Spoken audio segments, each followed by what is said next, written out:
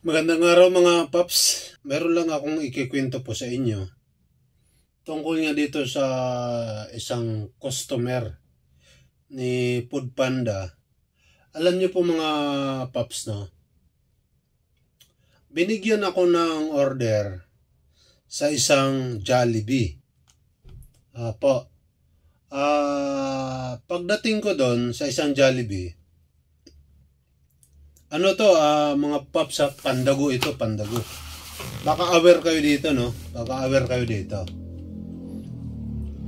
Pagdating ko sa isang store sa Jollibee, ay tinanong ako ng staff ng Jollibee. Sabi niya sa akin, meron ka bang box na malaki? Sabi ko, opo, meron. Okay. Tsaka itong order na ito, wag mong kukunin agad sa box hangga't hindi siya nakakalabas. Sabi ko, bakit? Sabi ni Jollibee, yung staff, kasi masilan yung customer na ito. Marami na itong nireport ng mga rider. Kapag madumi yung box mo, nire-report ka. Kapag ginawakan mo yung order agad-agad na hindi pa siya lumalabas, nire-report ka. Kapag madumi, wala kang medyas, nire-report ka. Ang masama dito, hindi niya kukunin yung order. Kaya automatic, babalik sa'yo. Ibabalik mo ito sa vendor. At hindi ito nag-order ng hindi pa nabayad na. COD palagi ito, COD. Nagtaka ako, sabi ko, bakit po? Ba't ganun? Palagi siyang nagre-report. Sabi niya, masilan talaga itong customer na ito. Tapos, hindi lang naman ako mag-isa doon sa rider, sa Jollibee. Sabi ng isang rider, totoo yan, Paps. Mag-ingat ka dyan kasi tinan mo yung blackboard dito sa Jollibee. Marami na silang nireport. Nire-report ka palagi ng yan kapag hindi ka niya nagustuhan. Kailangan bago yung box mo. Kailangan guwapo ka, bagong ligo ka. Kailangan nakamedyas ka. Kailangan yung motor mo bago. Kailangan hindi mo hawakan yung order. Kasi pag wala dyan sa katangian na yan, na makita niya, i-report ka niyan at hindi niya kukunin yung order. Bago lumabas yan, pagmamasdan ka niyan muna sa bintana. Hindi yan lalabas. Tatagal yan bago lumabas kasi tinitingnan ka muna niya sa bintana. Kahit anong tawag mo dyan. Kaya napaisip ako. Sabi ko, kaysa naman na magka-problema pa ako, mas gugustuhin ko na lang na ipakancel ang order na ito. Ipakancel ko na lang. Yun na sa isip ko, no? Kaysa naman magkaroon pa ako ng problema. Kaya hindi ako naginayang sa oras na gas na pinapunta ko doon, di ba? Malayo yung Jollibee, pumunta pa ako doon. Hindi ako naginayang. Ang ginawa ko, nagsinungaling ako sa staff ng Jollibee. Sabi ko, wala akong box. Kaya ang ginawa ng Jollibee, sabi niya, kanina sabi mo meron. Sabi ko, ay wala eh. Wala. Kaya pinakancel ko. Tapos, nagkwentuhan kami ni rider. Sabi niya sa akin, kaya nga sa akin, bad shot na yan. Kasi nireport ako niyan. Ng babae na yan. Babae pala yung customer na to. At saka hindi lang yan, sabi niya. Lahat ng mga Jollibee, blacklist na siya. Yung ano na yan, yung customer na yan. Itong Jollibee na lang ito, dito na lang siya nakakapag-order. Sa lahat ng Jollibee, blacklist na siya. Kaya kapag kilala mo ng customer na ito, alam mo na kung saan ito nakatira, hindi na kinukuha ng ibang rider. Sabi niya sa akin. Kaya sabi ko, hindi ko na rin tatanggapin itong babae na to. Kapag pumasok to sa akin, hindi ko na rin kukunin. Para sigurado, hindi na rin ako kukuha ng order dito sa store na ito. Baka mamaya magpanggap lang yan, di ba? Na ibang pangalan, ibang address. Para lang makuha yung order niya. Kaya para sigurado, hindi na ako kukuha ng order dito sa Jollibee na ito. Lahat cancel. Sabi ni Rider, mas maganda para sigurado ka talaga na wala kang problema. Okay, mga paps, ganito. Opinion ko naman dyan. Para dito kay ma'am, hindi ka maarte.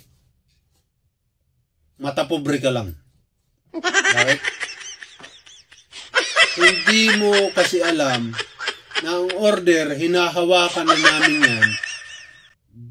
Pag kinukuha namin sa Jollibee, hinahawakan na namin ang order mo.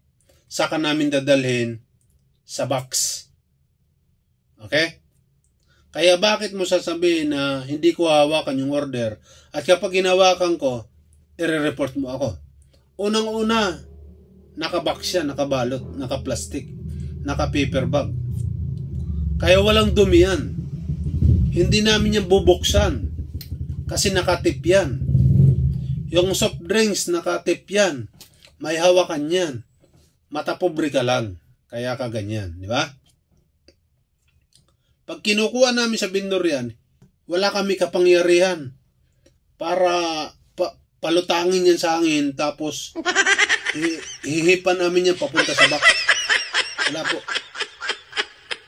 Pangalawa, yung sabi niya na madumi yung box. Yung ibabaw lang yan, yung madumi. Bakit? Siyempre alikabok. Alikabok, ulan, init, alikabok, kaya madumi yan. Pero, pinupunasan namin yan, yung box na yan. Pero ang loob, malinis yan, yung loob. Mas malinis pa yan sa kwarto ninyo. Yung loob ng box namin, malinis yan. Yung labas lang ang sinasabi nyo madumi, kasi nga, kapag binibigyan kami ng order ng SNR, pizza, malapad yun. Automatic yun, hindi kakasya sa box. Kaya ipapatong lang namin yan, tapos lalagyan namin ng tape. Masking tape, paikot, para hindi matapon. Pag tinanggal ng masking tape yan, may iwan dun yung pinaka dikit sa masking tape sa box, ibabaw ng box. At mahirap tanggalin yun. Kaya nasasabi nyo na madumi. Pero ang loob ng box namin, malinis yan. Diba? Malinis yan. Hindi po yan madumi. Okay? Wag mo naman sana sirain. Wag mo naman sirain yung mga rider. Pambira. Sabi ng Jollibee, may edad na po kayo. At pihikan lang kayo. Demanding. Maarte. Ang short maarte. Wala naman yata sa ayos yung kaartehan mo. Para po sa akin. Kasi once na nalaman ng rider na ganyan ka, kasi nakalista doon sa Jollibee yung mga nire-report mo. Nakasulat doon yung mga pangalan ng mga rider. Sa blackboard nila. Ito yung rider na to, ni-report ng customer. Ito yung rider na to, ni-report. Paano yun? Ang ginagawa ni Foodpanda, hindi naman na binibigay sa isang rider lang. Binibigyan sa lahat ng rider. Paano? Kawawa naman. Paano kung nakabike yung makakuha ng order mo? I-report mo na naman. Paano? Naka-short yun. Diba? Naka-short. Paano yung... Alam ba ako? Bagong ligo naman ako. Tuwing bibiyay ko, bagong ligo ako eh. Yun nga lang, minsan, hindi ako nagmimidyas. Kasi mainit. Pero, may suot siyempre ako sapatos. Wala nga lang medyas. Paano yun? Yung box ko, malinis yung loob. Mas malinis pa sa kwarto ninyo. Pero yung labas, puro tip na kasi yan. Tip. Kasi dahil yan sa pizza, SNR. Tinitip ko talaga yan para sigurado hindi mahuhulog.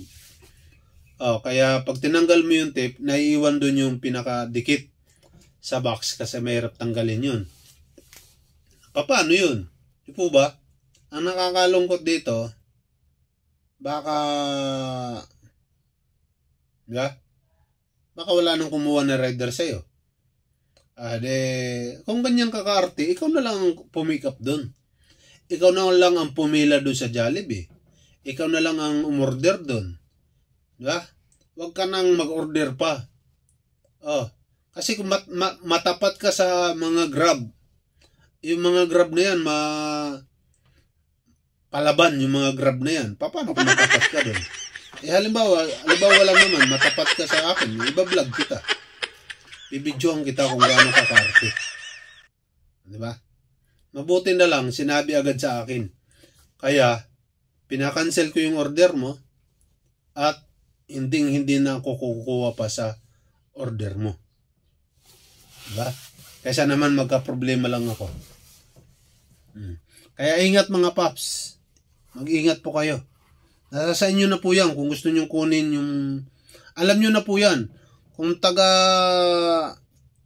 Quezon City kayo, alam nyo na po yan ang tinutukoy ko. Kung saan banda yan. Na Jollibee na yan na nag-order siya. At kung saan banda yung kanyang bahay. Bigyan ko kayo ng clue. Ingat kayo mga paps. North. QC North. Isa lang ang ino-orderan niya kasi blacklist na siya sa lahat ng Jollibee. Sa North. Isa lang ang pinapayagan niya na orderan siya. Siguro baka kamag-anak niya. Yung empleyado doon sa Jollibee. Baka kamag-anak niya yung empleyado sa Jollibee. Kaya hindi siya nabablacklist. Pwedeng ganon. Kaya nakakapag-order pa rin siya kahit ganyan na po siya kabastos. Diba? Baka kamag-anak ng isang Jollibee yun. Alam nyo na po yun. At kung saan banda ang kanyang bahay, papuntang Ambuklaw.